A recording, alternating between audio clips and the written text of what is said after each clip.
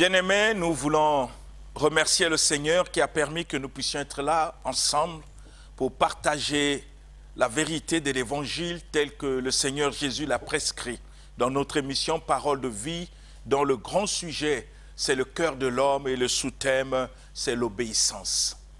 Nous sommes en train de montrer par les Écritures ce que Jésus a prescrit pour que nous puissions la mettre en pratique. Bien-aimés, on ne va pas à l'église simplement pour aller, il faut comprendre ce que Jésus a prescrit. Comme le Seigneur lui-même le dit, mon peuple périt parce qu'il lui manque la connaissance. Quand nous n'avons pas la connaissance de ce que Dieu a prescrit, nous risquons de servir Dieu selon nos pensées, nos idées, notre imagination, et pensant que nous sommes avec le Seigneur, tandis que par notre manière de faire, nous sommes loin du Seigneur. Nous devons avoir cette connaissance parce que je ne cesse de répéter au cours de cette émission que le Seigneur a dit dans sa parole dans le livre d'Ésaïe, mes voix ne sont pas vos voix. J'aimerais que vous puissiez réfléchir sur ça. Mes voix ne sont pas vos voix et mes pensées ne sont pas vos pensées, dit le Seigneur. Donc, je le dis souvent qu'il est impossible, bien-aimé, que je m'engage à servir le Seigneur et le servir selon moi, selon ma manière. Je serai hors jeu. Mais si j'ai la connaissance des voies de Dieu, de ses pensées, de ce qu'il a prescrit, je me soumets à sa volonté et faire des choses telles que lui, il le veut, pas comme moi je le veux.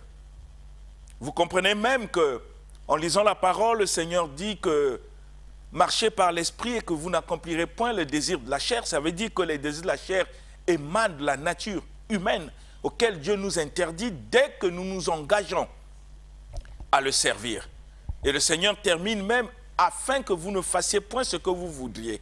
Il est impossible que nous puissions faire ce que nous voulons si vraiment nous sommes engagés à servir le Seigneur.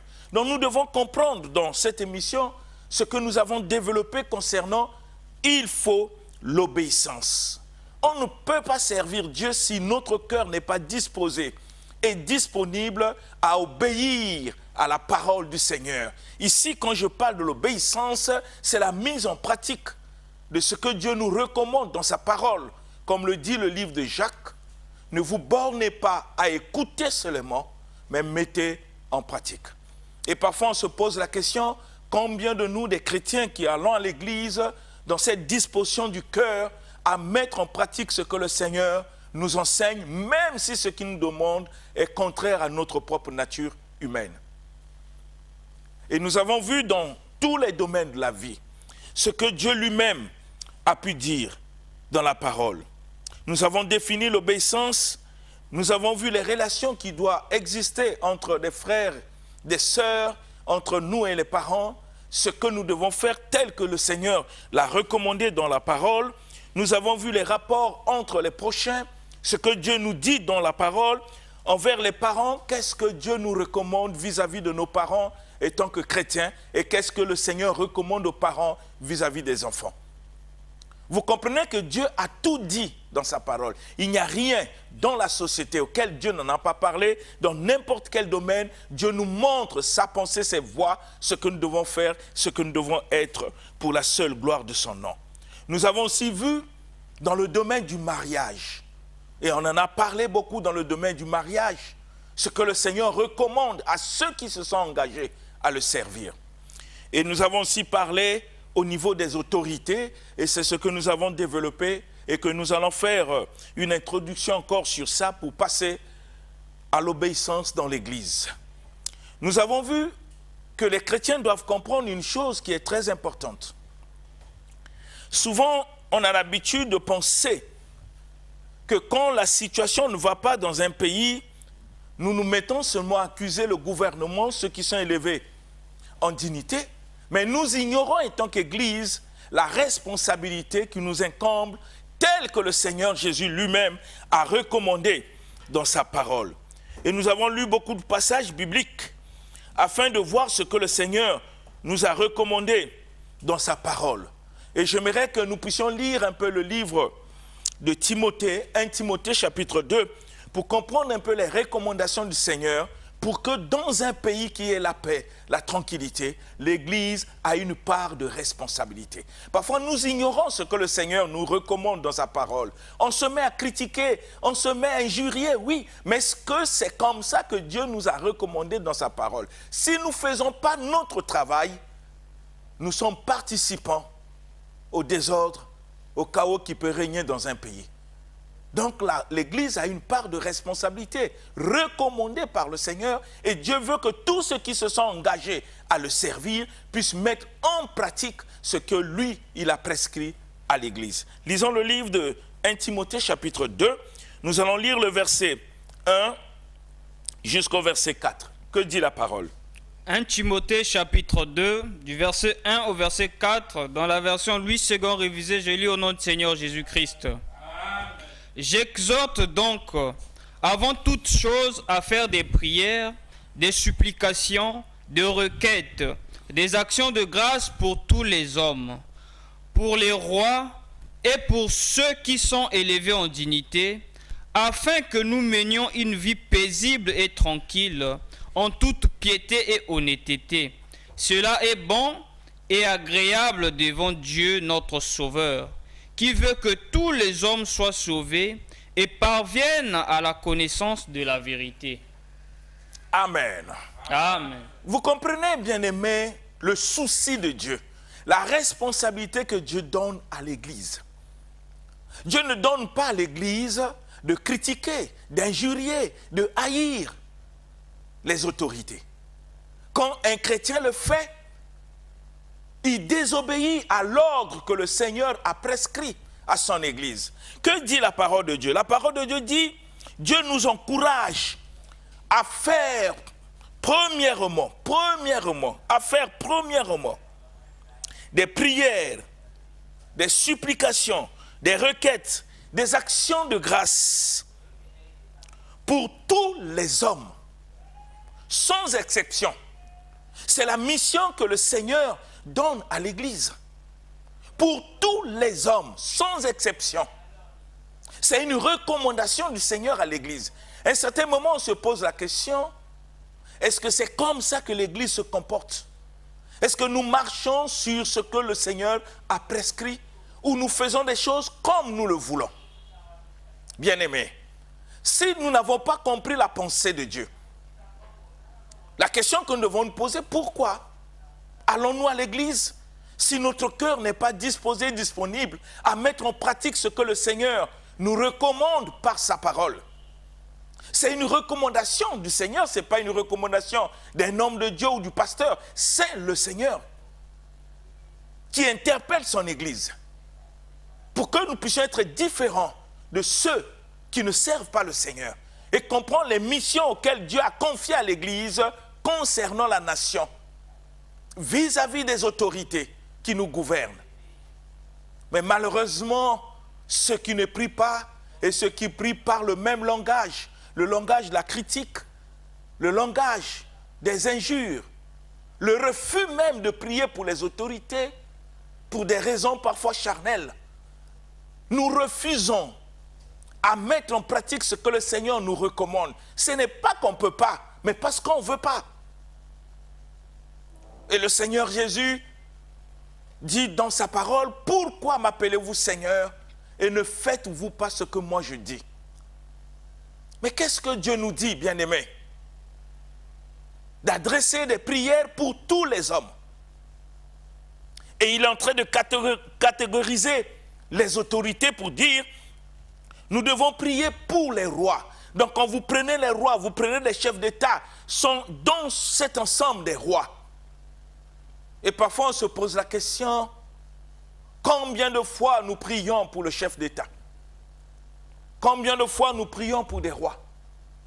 Combien de fois nous prions pour ceux qui gouvernent? C'est une recommandation du Seigneur, bien-aimés. Nous devons être sérieux avec nous-mêmes. Et quand on accepte de suivre le Seigneur, on doit être sérieux avec nous-mêmes, voir notre cœur si nous sommes prêts à nous soumettre à la parole du Seigneur et à les mettre en pratique. Mais malheureusement, nous sommes loin de ce que le Seigneur attend de nous. Parce que nous n'arrivons pas à mettre en pratique sa parole pour prier pour ceux qui nous gouvernent, pour ceux qui nous gouvernent, les rois, les chefs d'État. Nous n'arrivons pas, quelles que soient les raisons que nous pouvons donner, nous sommes en violation même de la parole du Seigneur, en désobéissance à ce que le Seigneur nous recommande dans sa parole. Et Jésus pose la question, pourquoi vous m'appelez Seigneur si vous ne faites pas ce que moi je dis? Non seulement nous devons prier pour des chefs d'État, des rois, mais pour aussi tous ceux qui sont élevés en dignité, comme les premiers ministres, les chefs du gouvernement. C'est une recommandation du Seigneur. Quel que soit ce qu'ils sont, quelle que soit leur religion, ce qui compte pour les chrétiens que nous sommes, c'est de mettre en exécution ce que le Seigneur Jésus nous recommande. Nous suivons le Seigneur pour obéir et mettre en pratique ce qu'il nous a prescrit. Le reste sont des débats des hommes. Combien de fois nous prions pour le Premier ministre, pour ceux qui sont élevés en dignité? Combien de fois nous prions pour ceux qui nous gouvernent? Combien de fois nous prions pour les ministres? Combien de fois nous prions pour nos chefs? Étant chrétien, tu travailles, tu vois des erreurs, tu constates des choses. Le Seigneur ne nous recommande pas de critiquer, mais de prier. Pourquoi nous devons prier pour nos autorités? Pourquoi nous devons prier pour ceux qui sont élevés en dignité? Il y a une raison. Et le Seigneur nous explique la raison. Il dit, nous devons prier pour eux afin que nous menions une vie paisible. La vie paisible dans une nation dépend aussi de la prière faite par des chrétiens, conformément aux recommandations du Seigneur. Nous ne pouvons pas mener une vie paisible dans une nation si l'Église ne fait pas sa part telle que le Seigneur l'a prescrit. On peut critiquer le gouvernement, on peut critiquer les chefs de l'État, on peut critiquer tous ceux qui sont élevés en dignité, on peut critiquer nos chefs même dans des entreprises auxquelles nous travaillons. Mais la question, toi qui critiques étant chrétien, est-ce que tu fais ta part telle que le Seigneur t'a recommandé dans sa parole? Parce que pour que nous puissions mener une vie paisible dans une nation, le Seigneur nous recommande de prier. Parce que notre prière a une grande efficacité, a de l'impact. Mais si nous ne le faisons pas, ce n'est pas seulement dans le livre de Timothée, auquel Dieu a parlé, même dans l'Ancien Testament, dans le livre des Chroniques, qu'est-ce que le Seigneur dit? Le peuple sur qui est invoqué mon nom, s'il s'humilie, s'il prie, Dieu guérira le pays. Donc il y a une responsabilité auquel nous ignorons, et tant qu'Église, et nous nous comportons comme des païens dans des critiques, dans des partis pris. Ce n'est pas ce que le Seigneur nous a recommandé dans sa parole. On est des hommes et des femmes spirituels. Nous devons parler un langage spirituel conforme aux Écritures, tel que le Seigneur l'a inspiré, tel qu'il l'a recommandé. Mais malheureusement, l'Église ne fait pas ce travail. En tout moment, on ne peut pas faire un travail en même temps critique. On ne peut pas faire un travail son contraire. C'est être en contre-faux avec l'Évangile. C'est une recommandation, afin que nous menions une vie paisible et tranquille. Et la parole dit, en toute piété et honnêteté, écoutez le verset 3, cela est bon et agréable devant notre Dieu et notre Sauveur. Et on se pose la question, est-ce que tant que chrétien, je me mêle dans des discussions pour critiquer ceux qui nous dirigent, pour critiquer leur manière de faire, de critiquer tant que Dieu me recommande de ne pas critiquer, mais de prier. Parce que j'ai une part de responsabilité. Si je ne fais pas la prière, si je ne prie pas pour le chef de l'État, si je ne prie pas pour les rois, si je ne prie pas pour tous ceux qui sont élevés en dignité, même pour mes propres chefs qui me dirigent, les DG, les directeurs, si je ne prie pas pour eux, ça veut dire que je contribue à ce désordre. Je contribue à la destruction. Parce que Dieu me garantit une promesse extraordinaire qu'en respectant sa parole, en priant pour les autorités, Dieu va faire que dans le pays, nous puissions mener une vie tranquille. C'est une responsabilité de l'Église. Nous pouvons parler de tout, parler de miracles, démontrer Jésus, mais quand nous ne respectons pas ce qu'il nous demande pour la vie d'une nation, en priant pour nos autorités, afin que nous puissions mener une vie tranquille. Si nous ne le faisons pas, nous sommes coupables de ce qui se passe dans une nation, du désordre qui peut régner, dans cette mauvaise gouvernance. Nous sommes coupables parce que nous ne faisons pas notre part. On se mêle avec ceux qui ne prient pas pour critiquer. Et pourtant, le Seigneur ne nous a pas recommandé cela. Et on peut se poser la question, quel genre de chrétiens sommes-nous? Et qui nous suivons? Quelles que soient nos raisons, Dieu s'en fout de nos raisons. Dieu regarde sa parole. Il regarde sa parole. Rappelez-vous, dans le jardin d'Éden, Dieu a donné sa parole à Adam de ne pas manger les fruits de l'arbre de la connaissance du bien et du mal. Mais quand ils ont désobéi, Adam voulait expliquer à Dieu, non, ce n'est pas moi, c'est sa femme. Dieu s'en fout d'explication. Dieu regarde sa parole. Il a posé simplement la question à Adam, est-ce que tu as mangé le fruit? Point. Le reste des théories, ce n'est pas mon problème. C'est la même chose. Nous n'avons pas d'excuse pour dire à Dieu, si je ne prie pas pour les autorités, je ne prie pas pour ceux qui sont élevés en dignité, c'est parce que Dieu s'en fout de ces explications. Parce que je me suis engagé à le suivre. Je me suis engagé à le servir. Ça veut dire que je suis censé d'obéir à ce que le Seigneur me prescrit, de ce qu'il me recommande. Le reste n'est pas mon problème.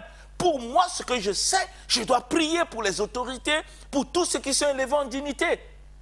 Comme je vous ai dit, il y a une raison. Parce que ma prière, la prière de l'Église, pour les autorités, pour ceux qui sont élevés en dignité, permet dans une nation de mener une vie paisible et tranquille. Est-ce que nous pouvons réaliser cela en tant qu'Église?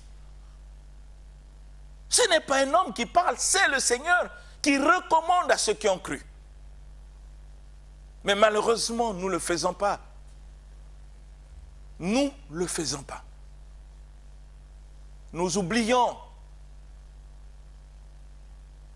que la vie paisible et tranquille dans une nation dépend d'une part de la prière faite par l'Église. Et d'autre part, dépend des autorités qui nous gouvernent. La prière permet à Dieu d'agir. La prière permet à Dieu d'aider les autorités à comprendre un certain nombre de choses. La prière faite par l'Église. Conformément aux recommandations du Seigneur. Malheureusement, nous désobéissons par notre manière de faire, nous désobéissons. Et le Seigneur nous recommande même d'obéir, de se soumettre aux autorités. La soumission, c'est un acte de cœur. On ne fait pas semblant qu'on se soumet. Nous nous soumettons parce que le Seigneur nous a recommandé dans sa parole. C'est une recommandation du Seigneur. Vous voyez que la Bible, que nous lisons, l'Évangile, nous parle de mode de vie que nous devons avoir dans tous les domaines de la vie sociale. Tous les domaines. Nous aimons simplement prêcher des miracles, prêcher la prospérité, mais nous ignorons ce que l'Évangile parle par rapport aux relations de l'Église et les autorités. Que doit faire l'Église vis-à-vis des autorités? Qu'est-ce que le Seigneur nous recommande? Et ça, parfois, on ne le prêche pas. Ça doit être une vie permanente, de prier à tout moment. Parce que la vie paisible et tranquille dans une nation en dépend. C'est une grande responsabilité que l'Église doit porter. L'Église du Seigneur. Et parfois nous nous posons la question, bien-aimés, est-ce que c'est comme ça que nous servons Dieu? Est-ce que c'est de cette manière que nous servons celui que nous appelons notre Seigneur? Est-ce que c'est comme ça? Quand nous lisons le livre de Tite, chapitre 3, verset 1, vous allez voir les recommandations que le Seigneur nous demande vis-à-vis des autorités. Bien-aimés, que dit Dieu? Que dit le Seigneur? Tite, chapitre 3, verset 1, je lis au nom du Seigneur Jésus-Christ. Amen. Rappelle-leur d'être soumis aux magistrats et aux autorités, d'obéir, d'être prêts à toute bonne œuvre, de ne médire de personne, d'être pacifique, modéré, plein de douceur envers tous les hommes. Amen. Voilà les recommandations du Seigneur, bien-aimé, dans l'Évangile. C'est ce que doit être un chrétien. C'est ainsi que le Seigneur dit, il faut qu'il y ait une différence entre ce qui me sert et ce qui ne me sert pas. Et pourtant, Dieu l'a recommandé dans sa parole. Est-ce que c'est comme ça que nous marchons avec Dieu? Est-ce que c'est ce que nous faisons tous les jours?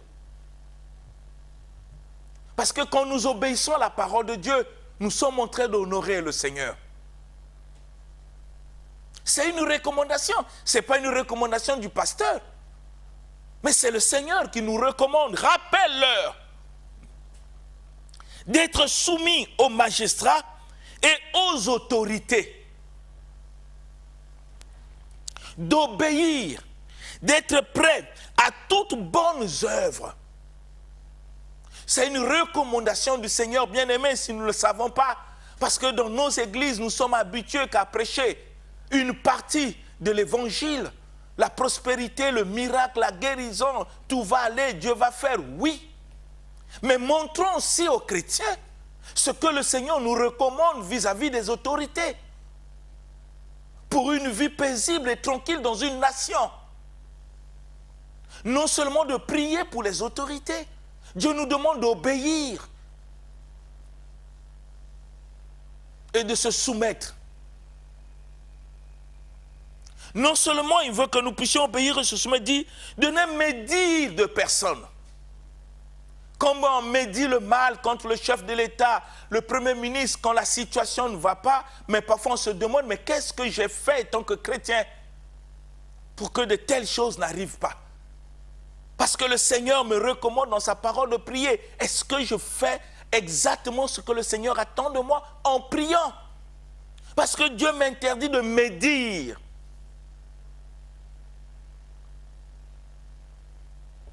Combien dans notre bouche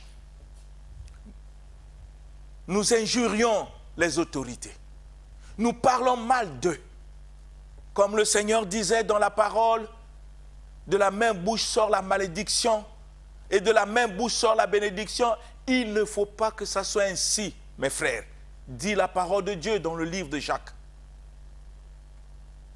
Dieu nous recommande de ne médire de personne. Tu es chrétien dans une entreprise, tu médis de ton DG, de tes directeurs, de tes chefs. Tu parles tellement mal, tu parles tellement derrière leur dos. Et tu te dis chrétien. Est-ce que quand Dieu te voit, est-ce qu'il est convaincu de toi? Quand tu dis aux gens que tu es chrétien, tu le dis sur base de quoi? Si dans ta bouche, tu fais que médire les autorités, ceux qui sont élevés en dignité, même ton propre chef, tu fais que médire.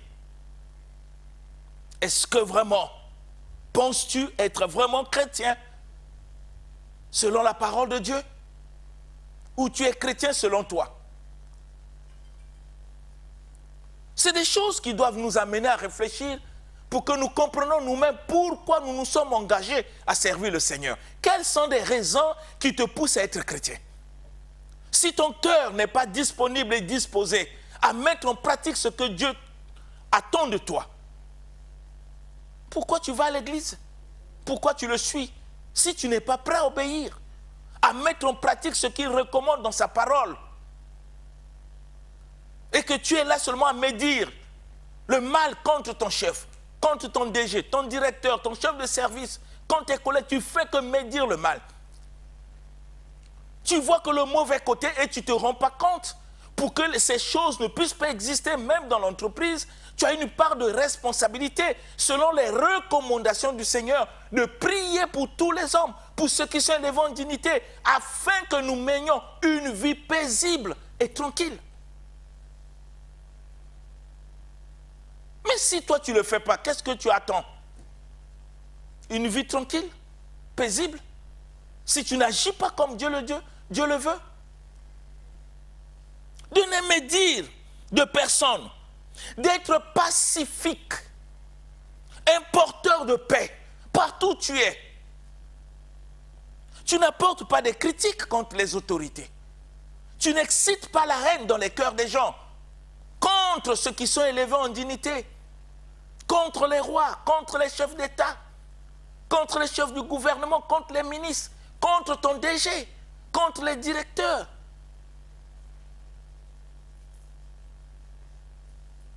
Tu dois être pacifique. Et non pacifique, c'est un porteur de paix. De sa bouche, il ne peut pas exciter des querelles, de la haine contre des personnes. Parce que le Seigneur t'interdit, parce que tu as accepté d'être chrétien. Dieu nous a interdit. Et on peut se poser la question, est-ce que c'est ce que nous sommes? Quelle fierté de dire aux gens que tu es chrétien quand tu fais que médire, tu fais que parler mal, quand tu ne sais pas te soumettre aux autorités, ceux qui sont élevés, quand tu fais que bouder, quand tu n'arrives pas à prier pour ces gens, pour des raisons charnelles, quel que soit ce qu'ils sont. Parce que la Bible dit toute autorité vient de Dieu. Toute autorité vient de Dieu. Mais moi, en tant qu'Église, je dois faire ce que le Seigneur me recommande vis-à-vis des autorités. Même dans l'entreprise où je travaille, je n'ai pas besoin d'être en groupe avec des personnes qui se mettent à critiquer les chefs, à critiquer le DG, à critiquer les promoteurs, à critiquer ceux qui ont sacrifié leur argent pour créer une entreprise dont je suis recruté, dont tu es recruté. Tu es différent de tes collègues parce que tu pries, parce que tu sers le Seigneur. Tu dois être au milieu d'eux comme une lumière qui te voit comme un exemple. Tu dois être au milieu d'eux comme le sel de la terre. Un homme pacifique, dont dans sa bouche ne sort pas des critiques, seulement des prières. Il sait comment prier pour les autorités. Parce que nous croyons que Dieu est capable de changer la situation, non parce que nous critiquons, mais parce que nous mettons en pratique sa parole en priant pour tous ceux qui sont élevés en dignité. Ne pas le faire, bien-aimé, c'est désobéir à Jésus. Ne pas le faire. Dans nos maisons, nous devons prier pour tous ceux qui sont élevés en dignité. Nous devons prier pour nos chefs. Malgré leurs manquements, malgré leurs défauts, nous les recommandons entre les mains du Seigneur, qui est le créateur de tout être sur la terre. Dieu qui sait transformer les cœurs des hommes. Nous ne sommes pas appelés à critiquer. Parce que Dieu nous recommande d'être pacifiques. Et la question que nous devons nous poser, est-ce qu'au niveau du travail, c'est nous qui excitons la haine dans le cœur des gens par notre langage en se mettant à critiquer nos chefs? Est-ce que c'est ce que nous faisons? Bien-aimés, devenons chrétiens selon le modèle de la parole. Cessons de tromper les gens si on n'est pas chrétien. C'est un problème du cœur, c'est une question de vie. Pensez-vous que le Seigneur Jésus a quitté le ciel pour venir mourir sur la croix afin que les hommes puissent être désordonnés? Vous pensez que c'est une blague de sacrifier sa vie sur la croix? Et qu'en t'engageant à être chrétien, et tu viens pour t'amuser, pour fouler aux pieds le sacrifice salvatrice de Jésus sur la croix pour l'humanité, et de désobéir à Jésus quand il te recommande, parce que tu t'es engagé à prier pour les autorités, à être pacifique, à ne médire de personne, et tu continues à critiquer dans ta maison, dans le quartier, au niveau de travail. C'est toi qui es l'animateur des critiques. Et à l'église, tu viens à l'église pour dire, Seigneur, tu es mon Dieu. Est-ce que vraiment il est ton Dieu? Est-ce que vraiment il est ton Dieu? Bien-aimés, soyons sérieux. Le chrétien, c'est un homme plus conscient, doit être un modèle. Nous devons être pacifiques, modérés. Quand on est modéré, bien-aimé, on devient comme un sapeur-pompier. Là où il y a des tensions, nous savons comment faire pour que les gens ne puissent pas se séparer, ne puissent pas se quereller. Parce qu'on est modéré dans notre langage, dans notre manière de faire. On devient comme un exemple pour les autres. Et les gens voient en nous la chrétienté telle que le Seigneur le recommande. Ils ne peuvent pas douter de ce que nous sommes dans le Seigneur parce qu'ils voient par notre comportement, par notre conduite, ce que nous sommes en mettant en pratique, bien-aimé, ce que le Seigneur nous recommande dans sa parole. Modéré, plein de douceur. Il n'y a pas de violence en nous. Il n'y en a pas. Même les violences verbales.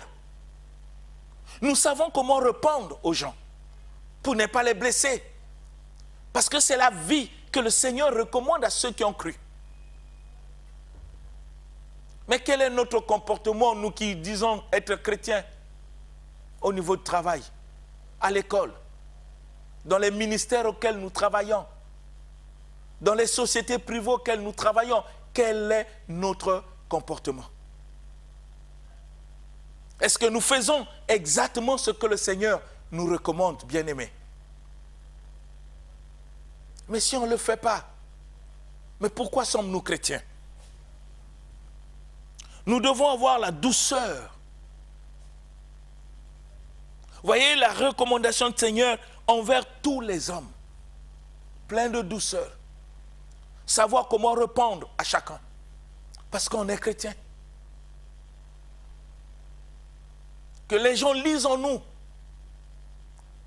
Que les gens voient en nous cette lumière par notre comportement, bien-aimé. C'est ce que Dieu nous recommande. On n'est pas chrétien parce que nous chantons Dieu. On n'est pas chrétien parce qu'on l'adore. Que servira-t-il à quelqu'un qui adore Dieu, qui le loue, mais si il n'obéit pas à ce que le Seigneur recommande? À quoi servira ces louanges et l'adoration? Comme le Seigneur nous dit dans sa parole, dans le livre de Samuel, mieux vaut l'obéissance que le sacrifice. Tu peux faire les sacrifices de louange, d'adoration, si tu n'es pas obéissant aux recommandations du Seigneur. À quoi servent tes louanges? À quoi servent tes adorations? À quoi cela sert? La Bible dit que nous devons le faire comme il nous le recommande dans sa parole. Obéir. Bien-aimés, si nous ne le faisons pas, nous obéissons au Seigneur. Et j'aimerais que chacun puisse comprendre cela. Que chacun de nous comprenne cela, bien-aimés. Que chacun comprenne ce que le Seigneur attend de nous, pour que nous puissions les mettre en pratique et que Dieu puisse être glorifié. Parce que si nous n'arrivons pas à mettre en pratique ce que le Seigneur nous recommande dans sa parole, nous pouvons poser des questions. Qu'est-ce que nous cherchons à l'église? Pourquoi sommes-nous engagés à servir le Seigneur? Dieu a besoin des disciples. Il n'a pas besoin des croyants. Un disciple, c'est celui qui suit un maître. C'est celui qui fait exactement ce que le maître lui recommande. C'est quelqu'un qui est discipliné dans tout. Son engagement est tellement vrai. Et il met en pratique toutes les recommandations du maître. Est-ce que c'est ce que tu es? Est-ce que c'est ce que nous sommes? Quand Dieu nous voit, quand le Seigneur Jésus-Christ nous voit, est-ce qu'il est fier de nous? Parce que nous mettons en pratique sa parole. Combien de fois tu pries pour les autorités dans ta maison? Combien de fois dans l'église nous prions pour les autorités? Afin que nous menions une vie paisible et tranquille, comme le dit le Seigneur, parce que la volonté de Dieu est que tous les hommes parviennent à la connaissance de la vérité pour être sauvés. Mais cela ne peut que se faire si nous commençons à prier tel que le Seigneur l'a recommandé. Dans nos maisons, au milieu des amis, nous parlons de qui? Et qu'est-ce que nous disons à l'égard des autorités? Est-ce que nous les critiquons? Ou nous les portons dans nos prières, comme le Seigneur l'a recommandé? Bien-aimés, que chacun essaie de réfléchir. Dans tous les domaines de la vie sociale, l'Évangile nous explique ce que nous devons être et comment vivre. On ne vient pas à Dieu simplement pour en profiter, pour chercher les mariages, la prospérité, le bien-être. Non, il y a une responsabilité qui nous incombe en fonction de ce que le Seigneur a prescrit. C'est vrai que Jésus a accompli beaucoup de choses sur la croix pour nous. Oui, c'est une grâce. Mais après, qu'est-ce qu'il nous demande? Qu'est-ce qu'il veut que nous puissions faire? Est-ce que nous sommes en train de le faire? J'aimerais que chacun réfléchisse sur ça. Que chacun pense. Pour que nous sachions quel genre de chrétiens sommes-nous. Quand nous disons aux gens que nous sommes des chrétiens, que nous puissions avoir la bonne conscience, tout en sachant de quoi nous parlons. En tenant compte de notre vie, de notre manière d'être, de notre manière de faire, si ça correspond à ce que le Seigneur nous recommande dans sa parole. Je veux que chacun puisse réfléchir, bien-aimé, sur cette parole, à comprendre que nous ne sommes pas là seulement à prier pour les malades, mais aussi à prier pour la nation, à prier pour tous ceux qui sont élevés en dignité, à prier pour nos chefs, là où nous travaillons. Nous devons médire de personne. Nous devons être pacifiques, modérés, pleins de douceur envers tous les hommes. C'est une recommandation du Seigneur. C'est ce que nous devons être. Partout où nous pouvons travailler. J'aimerais que nous réfléchissions à cela, bien-aimés. Réfléchissons. C'est une recommandation du Seigneur. Et nous allons aussi comprendre quelles recommandations Dieu nous donne par rapport à l'Église. On va en parler le mardi prochain pour comprendre quelles sont les relations qui doivent exister entre des fidèles et ceux dont Dieu a élevé pour nous conduire au sein de l'Église. Il y a des recommandations, nous ne pouvons pas faire des choses comme nous voulons. Que ça puisse être ainsi, que le Seigneur continue à parler au fond de notre cœur, afin que nous puissions être ce que Dieu veut et non ce que nous voulons être. C'est au nom de Jésus-Christ que j'ai ainsi demandé. Amen. Amen. L'émission Parole de vie avec le pasteur Lévi Nikwe, chaque mardi à partir de 17h10 sur DRTV International.